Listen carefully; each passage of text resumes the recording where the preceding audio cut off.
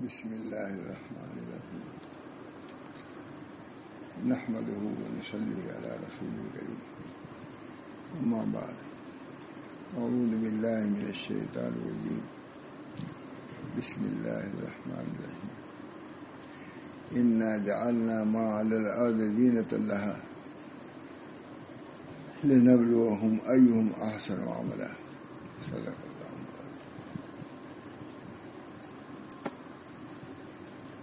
اس کتاب میں متعلق بیان کر چکا ہوں. اس کتاب کا ترجمہ حضرت حاجی امداد اللہ صاحب نے حضرت تھانوی سے کرایا ہے. وہ اس لیے کرایا ہے کہ لوگوں کو فائدہ پہنچے. کیا یہ کتاب ایسی ہے اشرف علی ترجمہ کر لو اس کا تو لوگوں کو اس سے فائدہ پہنچے گا. الحمدللہ فائدہ تو پہنچ رہا ہے. اللہ تعالیٰ کا شکر ہے کہ سالوں سے ہم لوگ پڑھ رہے ہیں اس کو. مکہ معظمہ میں بھی پڑھا ہم نے بہت پڑھا. حتیٰ کہ اس کا عربی جو نسخہ وہ بھی ہم نے حاصل کر لیا ہے. وہی کبھی کبھی جی چاہتا ملانے کا موقع نہیں ملتا. میں اردو کا تاکہ ترجمے کے اور زیادہ واقعات ہو عربی کیا ہے اور پھر حضرت تھانوی ترجمہ کیا ہے لیکن موقع نہیں ملتا. مشکل ہے. 2-3 آدمی رہیں گے تب بھی ہو سکتا ہے عربی ہے. بہرحال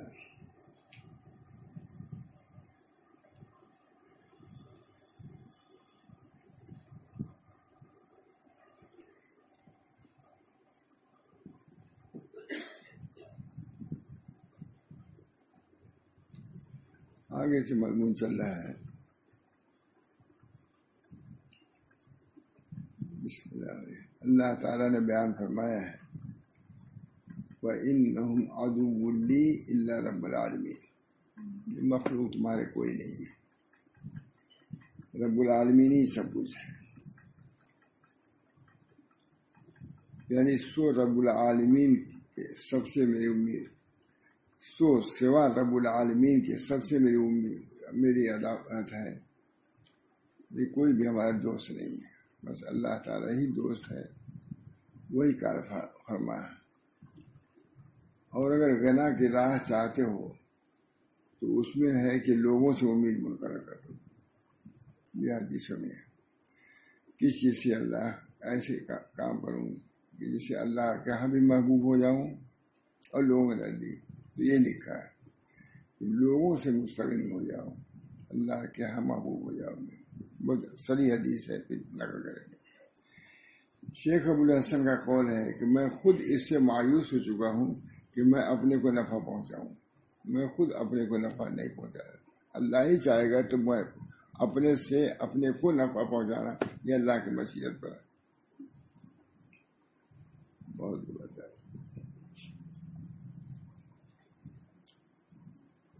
غنا کی راہ اگر چاہتے ہو تو وہ تو اس میں ہے کہ لوگوں سے امید قطع کر دے. شیخ ابوالحسن کا قول ہے کہ میں خود اس سے مایوس ہو چکا ہوں کہ میں اپنے کو نفع پہنچاؤں. تو اس سے کیوں نہ مایوس ہوگا کہ کوئی مجھ کو نفع پہنچائے. جب اپنے سے میں مایوس ہوں کہ مجھ کو نفع نہیں پہنچاتا تو دوسروں سے کیا امید ہے.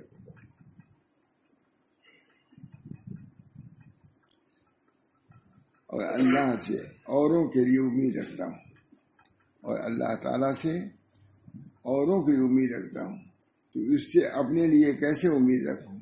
یہ بڑی کیمیا اکثیر ہے کہ جس کو مل گئی اس کو ایسی تونگری حاصل ہوگی. یہ محتاجی ہے جس نے اللہ سے تعلق پیدا کر دیا. اب اس کے تونگری اب اسے کوئی نہیں کہہ سکتا کہ تم نے کیا کیا ہے. کیا دنیا میں اسی لیے آدمی آیا ہے کہ اللہ سے تعلق صحیح پیدا ہو جائے. وما خلقت الجن والانس الا ليعبدون. اسی سے امید رکھنا ہے, اسی سے توقع رکھنا. اللہ ہم سب لوگوں کا حال یہ بنا لے. بہت زبردست. شیخ ابوالحسن فرماتے ہیں کہ ایک شخص میرے ساتھ ہوا اور مجھ کو گرا معلوم ہوتا تھا. میں نے اس کو بے تکلف کیا اور بے تکلف ہو گیا. میں نے اس سے پوچھا کہ اے صاحبزادے تم کو کیا حاجت ہے اور تم میرے ساتھ کیوں ہو گئے ہو. میرے ساتھ چلتے تھے کیونکہ شیخ ابوالحسن کا رہا. مجھے ابو الحسن بہت خوش ہو جاتے ہیں جب آتا ہے نام ابو الحسن کا. اور تم میرے ساتھ کیوں ہوئے؟ کہنے لگا حضرت میں نے سنا ہے کہ آپ کیمیا جانتے ہیں، میں اس لیے ساتھ ہوا ہوں کہ اس کو سیکھوں. شیخ ابو الحسن کے ساتھ اس لیے ہوا کہ کیمیا سیکھیں، کہ جس پر ہاتھ رکھتے وہ سونا ہو جائے، یہی ہے کیمیا. میں نے اسے کہا کہ وہ سچا ہے، اور جس نے تجھ سے کہا وہ بھی سچا ہے، مگر میں خیال کرتا ہوں کہ تو اس کو قبول نہ کرے گا. کہنے کا کیوں نہیں؟ میں اس کی ریا کو ضرور قبول کروں گا. میں نے کہا کہ میں نے جو مخلوق دیکھا تو دو قسم کے لوگ پائے، ایک دشمن اور دوسرے دوست. تو دوست ہیں اور کچھ دشمن ہیں. دشمنوں کو جو خیر کیا تو یقین کیا کہ بے حکم خداوندی کہ ایک کانٹا بھی نہیں چبا سکتے. دیکھا میں نے کچھ نہیں. دشمنوں کو دیکھا، ایمانی بات ہے، سکھایا اس کو، کیمیا سکھایا. یہ دشمنوں کو جو خیال کیا تو یقین کیا کہ بے حکم خداوندی ایک کانٹا بھی نہیں چبا سکتے. میں نے اپنی نظروں سے ہٹا لی کہ دشمن کچھ نہیں کر سکتے ہمارا. میں نے اپنی نظروں سے ہٹا لی. پھر دوستوں سے تعلق کیا تو ان کو دیکھا کہ وہ بھی بے حکم خدا مجھ کو ذرہ برابر نفع نہیں پہنچا سکتے. ان سے بھی قطعی نا امید کر لی اور اللہ کے ساتھ تعلق کیا. تو مجھ سے کہا گیا کہ اس امر کی حقیقت رسائی نہیں ہوگی یہاں تک کہ ہمارے معاملے میں بالکل شک نہ رہے اور غیر سے بالکل مایوس نہ ہو جائے. وہ قسمت کے علاوہ تو اس کو کچھ نہیں دے سکتے. یہ امید ہے. اللہ تعالی ہی کر سکتا ہے جو کچھ کر سکتا ہے، مخلوق کچھ نہیں کر سکتی. بہت بڑی بات ہے. ایک مرتبہ فرمایا، اس وقت بھی کسی نے کیمیا پوچھی تھی. ایک مرتبہ فرمایا اس وقت بھی کسی نے کیمیا پوچھی تھی. فرمایا اپنے قلب سے طمع کو نکال دو. یہ کیمیا سب سے بڑی بات. بزرگوں کے یہاں یہ کیمیا ہے. ایک مرتبہ فرمایا اس وقت بھی کسی نے کیمیا کے متعلق پوچھی تھی. فرمایا اپنے قلب سے طمع کو نکال دے اور اس سے قطعاً نا امید ہو جائے کہ قسمت سے زیادہ کچھ مل سکے. اور یہ جامع بندگی نہیں کہ عمل سے بہت دور وظائف پر دوام کرے. اس کی نوریانی دلیل دیے.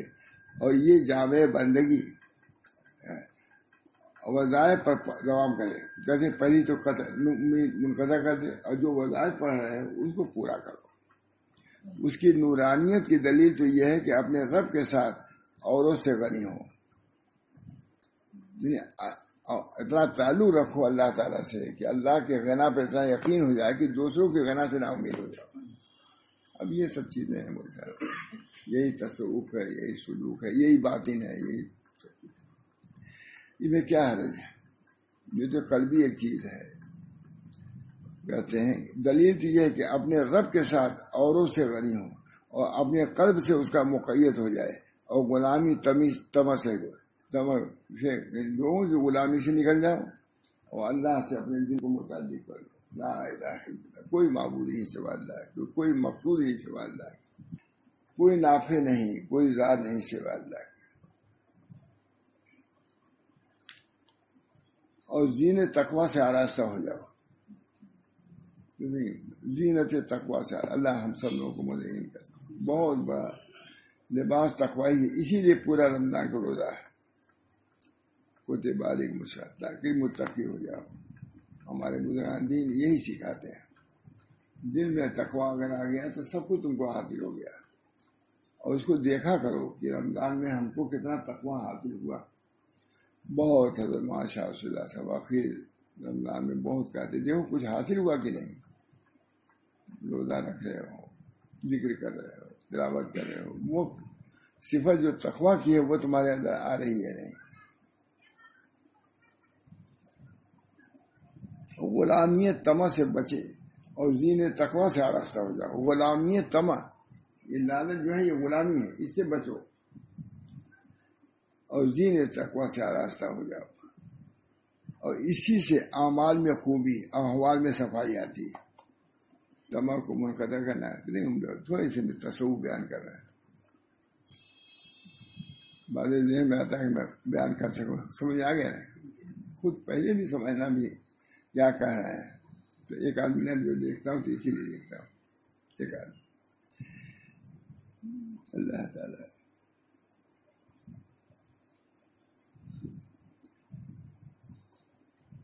عمل بہت سے وظائف پر دوام کرے، اس کی نورانیت کی دلیل تو یہ ہے کہ اپنے رب کے ساتھ اوروں سے غنا ہو جائے۔ یہ جو وظائف پڑھے جاتے ہیں، لا الہ الا اللہ، یا حی یا قیوم برحمتک استغیث، پڑھا جاتا ہے نہیں تو ہے دل میں بھی کچھ آ رہا ہے کہ فریاد صرف اللہ ہی سے ہو، غیروں سے نہ ہو، صرف پڑھنے سے نہیں بلکہ کیفیت پیدا ہونی چاہیے۔ ہمارے حضرت امام محمد صاحب بہت یا حی یا قیوم برحمتک استغیث، معمول ملا ندوی کہتے تھے کہ بھائی یا صاحب اٹھتے بیٹھے یہی دعا ہے، یہی نا یہ جو میں کہہ رہا ہوں صاحب، یا حی یا قیوم برحمتک استغیث، خود پرانے تھے معمول ملا ندوی، ساتھ رہے معاویہ صاحب رحمۃ اللہ علیہ، کہتے اٹھتے بیٹھے یا حی یا قیوم برحمتک استغیث۔ ہمارے ماں محمد احمد صاحب ضروری ایک تصویر پتراتے تھے اور کہتے تھے جب کہ بہت عمدہ تعلیم لکھوں گا یہی لکھ کے دیتے تھے، یا حی یا قیوم برحمتک استغیث، اصلح لی شان کل، یہ بھی فرماتے تھے ہمارے ہر شان کی اصلاح فرما دی۔ جو اصلاح کے لیے شخص نکلا ساری دنیا میں اصلاح کا کام کر رہا ہے لیکن اپنی اصلاح سے غافل نہیں، یہ بنیادی بات آج آدمی ہم سمجھ لیں سب اصلاح ہو جائے۔ یا حی یا قیوم برحمتک استغیث، دنیا میں اصلاح کا کام کر رہے تھے کہ نہیں، یہ اپنی اصلاح سے غافل نہیں تھے۔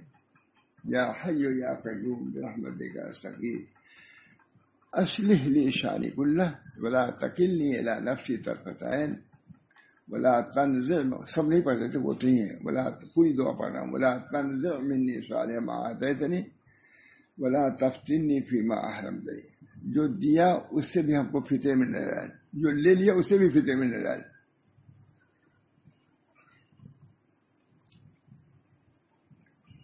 دیکھیے مولانا وظائف پر دوام کرے، اس کے نورانیت سے وظائف کا تم کو فائدہ پہنچ رہا ہے، کیا علامت اس کی ہے؟ میں نے اب تک اس کو پڑھا نہیں تھا، آج پڑھا ہوں۔ وظائف پر دوام کرے، اس کی نورانیت کی دلیل بھی یہ ہے کہ اپنے رب کے ساتھ اوروں سے غنی ہو جاؤ اور اپنے قلب سے اس کا مقید ہو جاؤ، سب کچھ وہ کر رہا ہے۔ اور غلامی طمع سے بچو، لالچ کی غلامی سے بچو، بہت غلام بنا دیتی ہے، جس سے آدمی امید رکھتا ہے کیسے کیسے اس کے ساتھ کچھ آمد برآمد کا معاملہ کرتا ہے۔ غلامی طمع سے بچو اور زینت تقوی سے آراستہ ہو، اور اسی سے اعمال میں خوبی احوال میں صفائی آتی ہے۔ تقوی، زینت تقوی سے آراستہ ہو اور اسی سے اعمال میں خوبی احوال میں صفائی آتی ہے۔ تقوی جب آئے گا تو اعمال میں بھی خوبی ہوگی اور احوال میں بھی صفائی آئے گی، دل بھی صاف ہوگا اور عمل بھی صاف ہوگا، ظاہر بھی صاف ہوگا۔ فرمایا اللہ تعالیٰ نے انا جعلنا ما علی الارض زینۃ اللہ لنبلوکم ایکم احسن عملا، ہم نے زمین پر کی چیزیں اس کی سجاوٹ بنائی تاکہ ہم جانچیں کہ ان میں کون اچھے عمل والا ہے۔ اسی سجاوٹ میں رہ جاتا ہے کہ اپنی بھی خوب فکر رکھتا ہے، یعنی اعمال کی خوبی اس سے ہے کہ اللہ کی طرف سے سمجھ، بس اعمال کی خوبی اس سے ہے کہ اللہ کی طرف کی سمجھ ہو، اور وہی ہے کہ اللہ کے ساتھ غنا حاصل ہو۔ بس اللہ تعالیٰ بہت اسی پہ اکتفا کرے، اللہ کرے، اسی پر بھروسہ کرے، اسی سے حاجت پیش کرے، اسی کے روبرو ہمیشہ رہے۔ اللہ زبردست ہے، چند آیتوں کی تفسیر ہے پوری ہے۔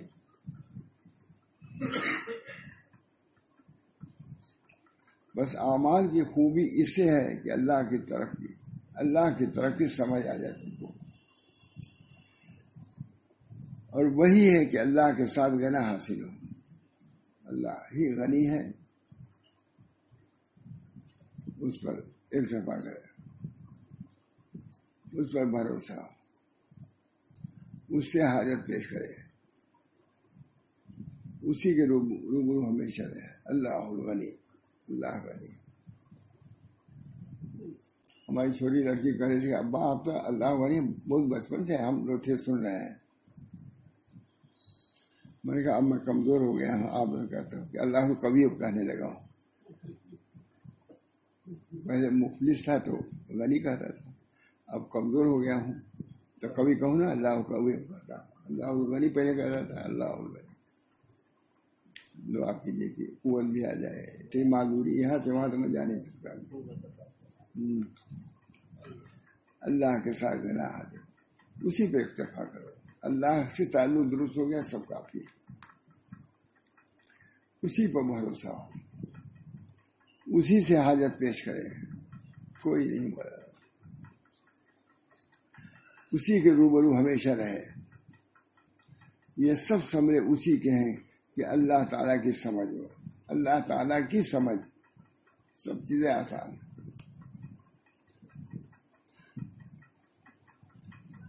اور ورا کو اپنے نفس میں اور اوصاف سے زیادہ ڈھونڈا کرو۔ اور اوصاف جو ہے ورا مانے پرہیزگاری، اس کو زیادہ ہے۔ ورا ہے تمہارے اندر، پرہیزگاری ہے کہ نہیں؟ اور مخلوق سے تمہ رکھنے سے پاک رہو، کیونکہ تام مخلوق اس لیے کہ تام مخلوق کا سے لالچ رکھنے والا ہے۔ اگر 7 بیاؤں سے پاک ہونا چاہے تو کوئی چیز اس کو پاک نہیں کر سکتی بجوز اس کے کہ ان سے مایوس ہو اور ان سے اپنی ہمت کو بلند رکھے، تبھی نہیں کر سکتا ہے۔ مخلوق سے کی تمہ سے پاک ہونا ہے، کوئی کچھ۔ حضرت علی رضی اللہ تعالیٰ بصرہ میں تشریف لائے، جامع مسجد میں آ کر واعظوں کو دیکھا جو واعظ کہہ رہے ہیں۔ بصرہ تشریف لائے تو لوگ واعظ نصیحت مسجد میں کر رہے تھے، حضرت علی کے زمانے میں رضی اللہ تعالیٰ۔ سب کو اٹھا لیا، تو واعظ کہنے کے لائق نہیں، اٹھو، امتحان لیا۔ یہاں تک کہ حسن بصری رحمۃ اللہ علیہ کے پاس تشریف لائے۔ حضرت علی حضرت بصری بھی واعظ کر رہے تھے، تو کس کو رہے گا؟ ان کے پاس آئے حسن بصری کی طرف اور فرمایا کہ اے نوجوان، میں تجھ سے ایک بات پوچھتا ہوں، اگر جواب دے دیا تو تجھے رہنے دوں گا، نہیں تو تجھے بھی اٹھا لوں گا۔ حسن بصری سے کہا، یہ کہا ہے کس کا معلوم ہے؟ اتنے بڑے آدمی حسن بصری معمولی آدمی تھوڑے نہیں، امتحان کون لے رہا ہے؟ حضرت علی رضی اللہ تعالیٰ۔ یہ اور فرمایا کہ اے نوجوان، میں تجھ سے ایک بات پوچھنا چاہتا ہوں، اگر جواب دے دیا تو تجھے رہنے دوں گا، نہیں تو تجھے بھی اٹھا لوں گا، جیسا اوروں کو اٹھا لیا ہے۔ حضرت علی نے ان پر کچھ آثار رشد دیکھے تھے۔ حضرت علی نے ان پر حسن بصری پر رشد کے آثار دیکھا تھا۔ ایک لڑکا معلوم ہوتا ہے جوان۔ حضرت حسن نے عرض کیا، پوچھیے۔ انہوں نے کہا پوچھیے، کیا پوچھتے ہیں؟ جو آپ کا جی چاہے پوچھیے۔ وہ بھی کہا انہوں نے۔ حضرت علی نے فرمایا، بتاؤ دین کی جڑ کیا ہے؟ بتا دیں بڑے سمجھیں وہ قابل ہوں۔ دین کی جڑ کیا ہے؟ دین کی بنیاد کہاں برا؟ پرہیزگاری دین کی جڑ ہے۔ دین کا بات ہے کہ نہیں؟ دین کی جڑ کیا ہے؟ برا پرہیزگاری، پارسائی سے جو بھی ترجمہ کر دیے، بہت فرمایا دین کی حضرت علی امتحان لے رہے ہیں، بالمشابہ انٹرویو ہے، یہ واعظ بننے کا انٹرویو یہ ہے کہ اس مسجد میں واعظ کرنے کے لیے یہ آنا چاہیے کہ دین کی جڑ کیا ہے۔ فرمایا دین کی خرابی کی کیا چیز ہے؟ حضرت علی نے فرمایا کہ بتاؤ دین کی جڑ کیا ہے؟ کہا برا۔ فرمایا دین کی خرابی کیا چیز ہے؟ کہا طمع، لالچ۔ دین کی خرابی کس میں؟ تمام ہے. اچھائی کس میں؟ ورع میں، پرہیزگاری. فرمایا تو بیٹھا رہا، تو جیسا اچھا لوگوں کو بات کر سکتا ہے، انسان ہو گیا.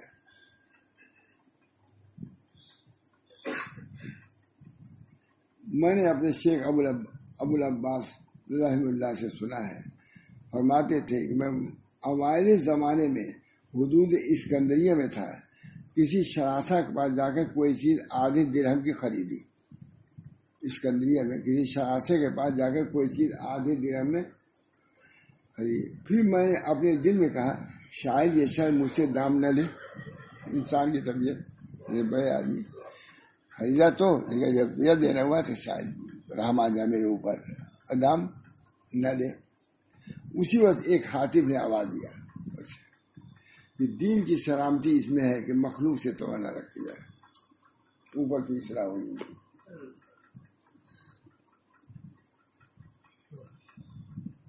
بہت ہے. دین کی سلامتی اس میں ہے کہ مخلوق سے تما نہ رکھی جائے. میں نے ان سے سنا ہے کہ تمام والا کبھی سیر نہیں ہوتا، مخلوق سے تما نہ رکھی جائے. اور میں نے ان سے سنا ہے کہ تما والا کبھی سیر نہیں ہوتا. تما کے حرفوں میں دیکھو سب خالی ہے. تما کا تو خالی ہے، نقطہ نہیں ہے. میم خالی ہے، عین خالی ہے، تو سب خالی ہے. شیخ صادق قول ہے تما راست سے ہر فستد وہ ہر سے تہی ادینیس ملتا میں علاقہ دہی. تما کے 3 حرف ہیں. شیخ صادق کہہ رہا ہے تما کے 3 تینوں نقطے سے خالی ہے، نقطہ نہیں اس پر. یہ نقطے کی بات ہے باریکی. اس وجہ سے تما میں محرومی ہے. یہ مطلب تما لالچ میں محرومی. سو اے مرید تجھ کو لازم ہے کہ مخلوق سے اپنی ہمت کو بلند رکھ. سو اے مرید تجھ کو لازم ہے کہ مخلوق سے اپنی ہمت کو بلند رکھ اور مقدمہ رزق میں ان کے سامنے خار مت بن. رزق کے معاملے میں ذلیل نہ ہو. اللہ دینے والا ہے روزی، کیونکہ وہ تیرے وجود سے پہلے قسمت میں لکھ دیا ہے. روزی لکھ گئی، زیادہ نہیں ملے گی. اور تیرے ظہور سے پہلے ثابت ہو چکا ہے، لکھا جا چکا ہے بالکل نقش.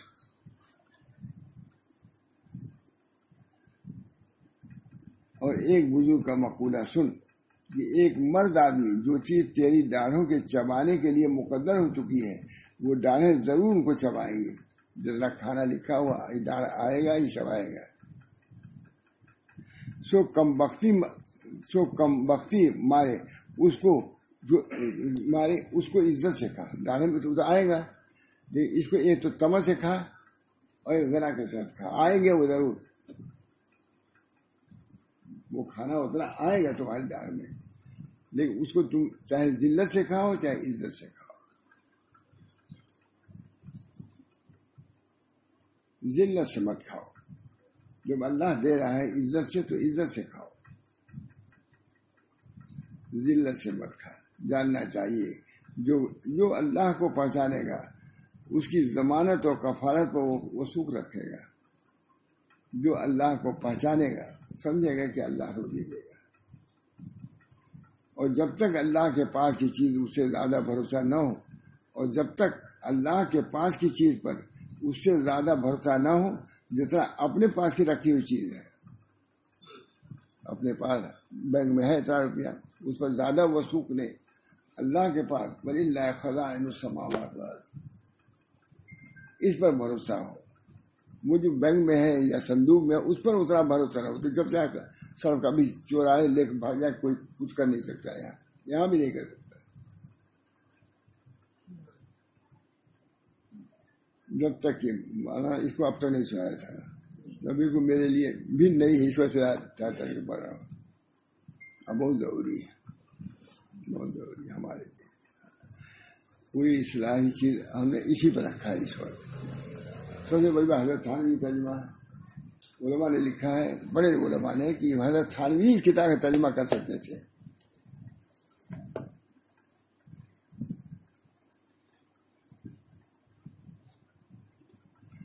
یہ آپ ہی کہیں کہ البشرا کوئی ہے نا، طرف سے بھی ٹرسٹ ایجوکیشن ٹرسٹ پاکستان سے چھپی ہے، لیکن بعض کتابیں ایسی ہیں جو ہے آپ کے ہمارے لیکن چھپتی ہے دوسری جگہ سے. تو میں نے آپ سے کہا کہ بھائی کتاب آپ کے یہاں سے چھپتی ہے، کہ ہمارا نام تو ہے اس کا لیکن چھپتی ہے، میں ٹیسٹ ہے. تو یہ دوسرے.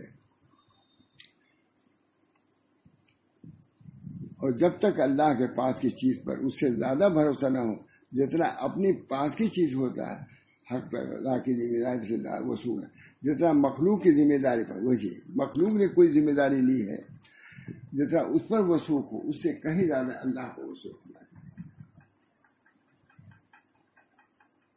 ایک آدمی تھا، بہت قحط کا زمانہ تھا، گاتا ہوا جا رہا تھا، سب پریشان تھے لوگ قحط کی وجہ سے، غلہ نہیں ہے. کسی بزرگ نے کہا کہ ارے بھائی سب لوگ تو پریشان ہیں قحط کی وجہ سے، غلہ ہے ہی نہیں ہے، قحط پڑا ہوا ہے، تم اتنا ناز انداز سے گاتے ہوئے جا رہے ہو. بہت مشہور واقعہ ہے. تو اس نے کہا تم کو نہیں معلوم میں فلاں کا ملازم ہوں یا نوکر ہوں، اس کے بعد معلوم کتنا غلہ موجود ہے گھر میں، کوٹھی غلہ بھرا ہوا ہے. نکل گئی ان کو، چیخ دیے، کہا اف، اس کو اپنے مالک پہ اتنا بھروسہ ہے کہ وہ گیہوں ہم کو پاکے میں نہیں آ جائے گا، اور اللہ کے خزانے پہ تم کو اعتماد نہیں ہے. چیخ بزرگ، بہت مشہور، بچپن سے ہم لوگ واقعہ حضرت ہی سنا ہوگا. کہا تم کو اپنے مالک کے غلے پر جو خزانہ ان کا ہے اس پر اتنا بھروسہ نہیں جتنا اس کو اپنے مالک پر بھروسہ ہے.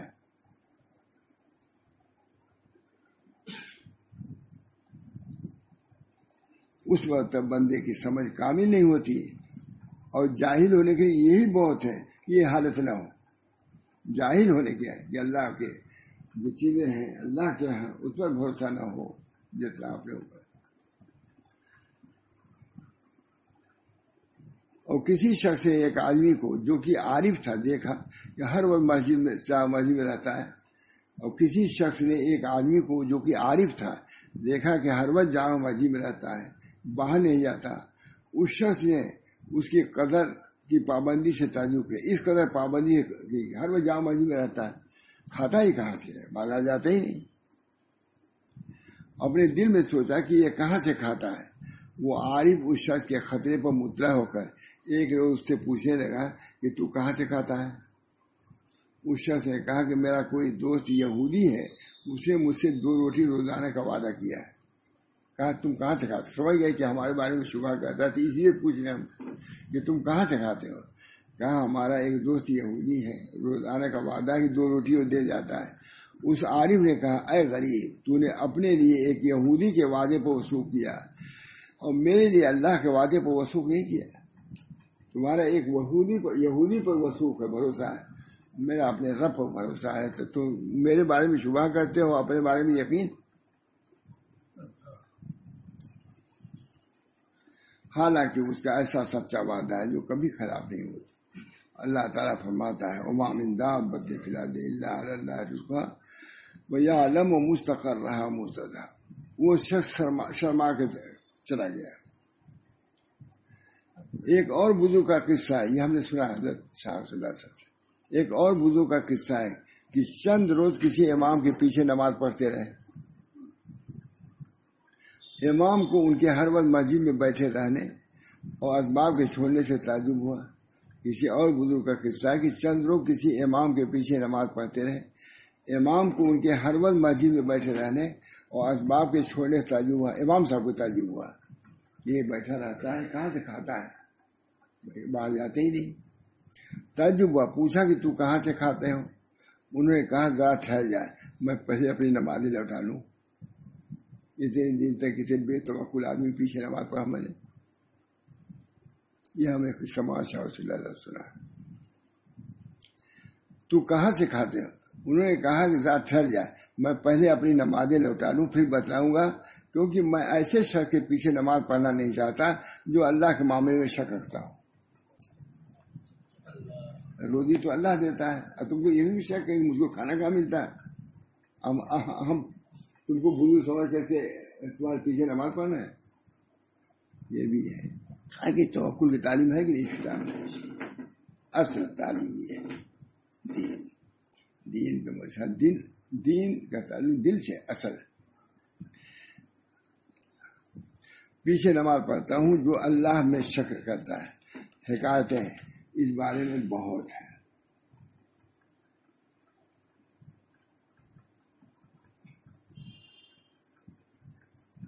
یہ بھی دیکھیے بالکل نئی بات. کسی نے حضرت علی رضی اللہ سے پوچھا کہ اگر کسی شخص کو ایک کوٹری میں بند کر کے اوپر سے گارا لگا دیا جائے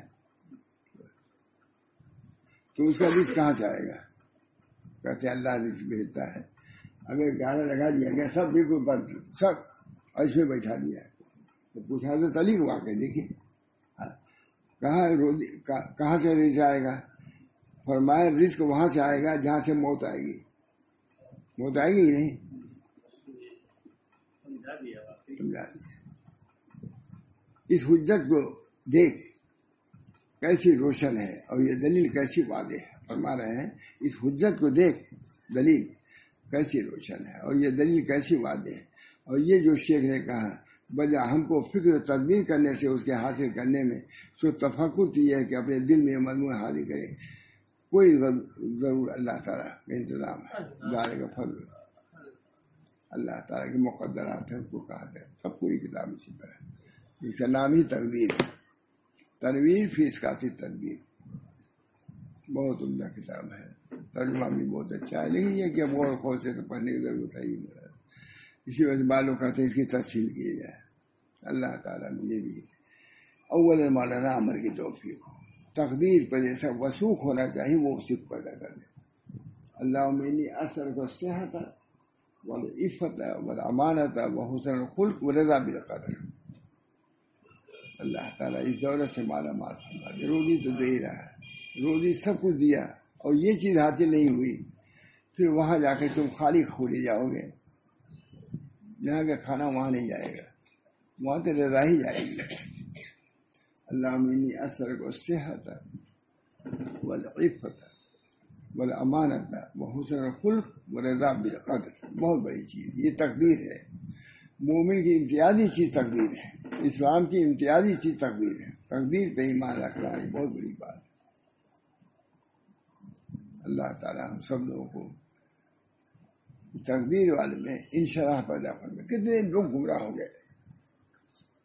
شب رات تھے رات میں ایک مضمون کا ترجمہ کرا. اس میں ایک یہودی عالم یا نصرانی عالم کا تھا کہ کتنے لوگوں علماء کو تقدیر کے مسئلے نے مرتد کر دیا. اس وقت مجھے یاد ہے اسی مسجد میں بس اتنی یاد ہے. اللہ حضرت اس وجہ سے تقدیر کے معاملے میں الجھنا بھی نہیں چاہیے. بس اللہ سے دعا کرو اللہ تقدیر پر ثابت قدم رکھے اور قیامت تک اس کو محفوظ رکھے. اسی وجہ سے اس کتاب کا ترجمہ کرایا. تبھی تو حضرت حاجی صاحب نے کہا حضرت تھانوی گئے تھے خانقاہی گزارنے کے لیے 6 مہینے. کہا بہت اچھا لکھا ہے اس کو بعد میں. اللہ تعالیٰ ہم سب لوگوں کو جو بنیادی چیزیں ہیں وہ ہمارے اندر آ جائے. حضرت حاجی امداد اللہ صاحب فرماتے تھے کہ 3 چیزوں میں مجھے انشراح ہے. مشاجرات صحابہ میں جو جنگیں ہوئی ہیں اس میں کتنے مرتد ہو گئے کیوں ہوئی.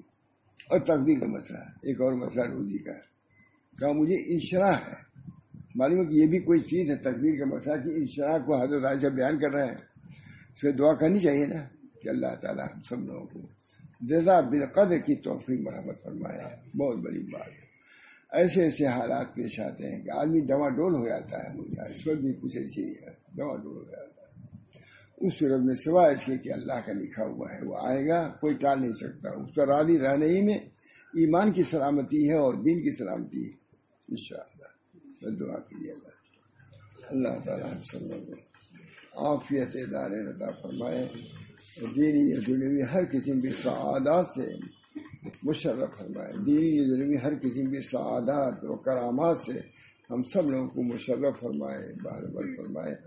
اللہ کے لیے کوئی مشکل نہیں ہے. اللہ تعالیٰ اپنے فضلوں سے ہر نعمت دے سکتا ہے. جیسے پہلوں کو دیا آج بھی دے سکتا ہے. ان کی قدرت میں کوئی کمی نہیں. ان کی قوت میں کوئی ذوق نہیں اس بنا پر اللہ سے مانگنے میں بھی کوئی باک نہیں ہونا چاہیے. یہ اللہ جو ہمارے بزرگوں کو آپ نے دیا اور باقی دولتوں سے ان کو مالا مال کیا ہے، یہ اللہ ہم کو بھی ان دولتوں سے مالا مال فرمائے. اللہ کے خزانے میں کوئی وما عندکم ينفد وما عند اللہ باق. تمہارے پاس جو کچھ ہے وہ ختم ہو سکتا ہے، لیکن اللہ کے پاس جو نعمتیں ہیں وہ ختم ہونے والی نہیں. اللہ ہم سب کو ان نعمتوں سے مشرف فرمائے جو خاص اپنے بندوں کو، صحابہ کو، اولیاء کو دیتے ہیں. ہم لوگ بھی اسی لائن پر ہیں. اللہ تعالیٰ صحیح طور سے لائن پر کر بھی دے اور ان کی نعمتوں سے مشرف بھی فرما دے. نبی اکرم صلی اللہ علیہ وسلم کے فیل میں اللہ تعالیٰ ان نعمتوں سے ہم سب لوگوں کو مشرف فرما. جن نعمتوں سے صحابہ کرام کو مشرف فرمایا تھا، تابعین کو مشرف فرمائے. اقوال سلم میں ان لوگوں کے اقوال کو ہم نے نقل کیا ہے، یا اللہ ان کے احوال سے بھی ہم سب کو مشرف فرمائے. ربنا تقبل منا انک انت السمیع العلیم برحمتک یا ارحم الراحمین بحرمت سید نبی کریم صلی اللہ علیہ وسلم.